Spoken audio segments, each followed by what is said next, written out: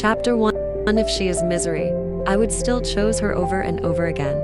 Despite the glamour and allure of Ada's life, our relationship is not without its challenges. Some may view her as a misery, but I see beyond the surface. I understand the complexities of her past, the trauma that has shaped her into the person she is today. And it's precisely this understanding that makes me to choose her time and time again. But I ended up asking myself from time to time, was it truly my understanding of her past that made me choose misery over peace? Well, only those who have experienced the intense emotional connection of a trauma bond will grasp the depth of our relationship. It's a connection that transcends the superficial, a bond forged in the fires of adversity and strengthened by our shared experiences. I know many will judge me, scrutinize my every move, and doubt my decisions, but I don't care. Only those who understand the complexities of a trauma bond will truly comprehend my story. My wife, Ada, is a stunning woman with a captivating presence. Her long legs and luscious, natural hair are the testament to her beauty, inherited from her mother and IGBO heritage. However, it's her father's wealth, amassed through his successful palm oil business, that has enabled her to maintain a luxurious lifestyle. From humble beginnings, buying and selling palm oil from hand to hand, Ada's father built a corporate empire that now boasts a sprawling palm kernel farm. The business has gained international recognition, and it was through this success that our path crossed.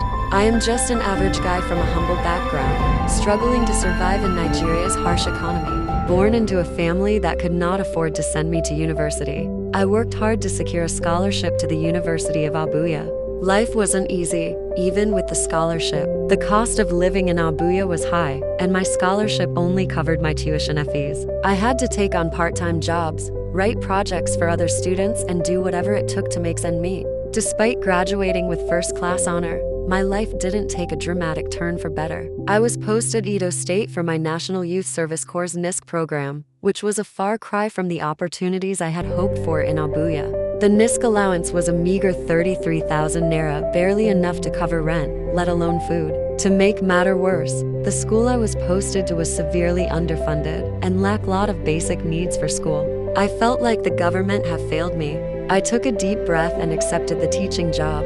But as time goes on, the school started owing me money. For 4 months straight, I didn't receive a dime. It was a nightmare, and I felt like I was drowning in debt. I stopped going to the school and started driving a tricycle instead. It was a humble job, but it paid the bills. I often wondered if I had made a mistake by pursuing a university education. Would I have been better off starting a business instead? 'Cause if not, why on earth will a first-class graduate be driving a tricycle? At this rate, I realized, our government have failed us immensely, failed in carrying us along in their propagandas. If not that, why will Nigeria economy become so bad? And why will the government refuse to increase the Corps' member allowance, making life difficult for everyone in the country? If only they haven't focused on the petroleum trade, if only they have built or repaired the 4 refinery company we have in Nigeria, if only they have added farming to our known trade and equipped the farmer with the new farming tools. Maybe then the economy of Nigeria might not have ended up like this. Maybe then, I might really have faith in the government and my lives. Or the lives of other youth might not be full of twists, and the crime rate might really be low. A year passed, and I returned back to Abuja, hoping to land a job with a reputable company. I make sure I rent out a house in Garki. The place was known for having reputable and plenty of company. I spent all the money with me on rent, hoping to land a job within the year. But despite my best efforts, I was met with rejections and disappointment at every turn. It was then I realized the importance of connections and getting ahead in life. But as someone born into poverty, I didn't have the luxury of networking with influential people. It seemed the rich got richer, the poor get poorer. I felt like I was stuck in a never-ending cycle of poverty. I recall an interview I attended, where an old man in his late 60s, dressed in agbada, walked into the CEO's office with his son. The interview was cut short, and we were asked to return the next day. I was the first to arrive the next morning, but when the boy from the previous day walked in, people started bowing to him and greeting him. I was bewildered. I later found out that his father had secured a position for him, despite his poor results. It was a clear case of nepotism, and it made my blood boil. Every time I think about that incident, I curse the Nigerian government for failing to provide opportunities for young people like me. The experience left me feeling frustrated and disillusioned. I began to question the system and the government ability to provide for its citizens.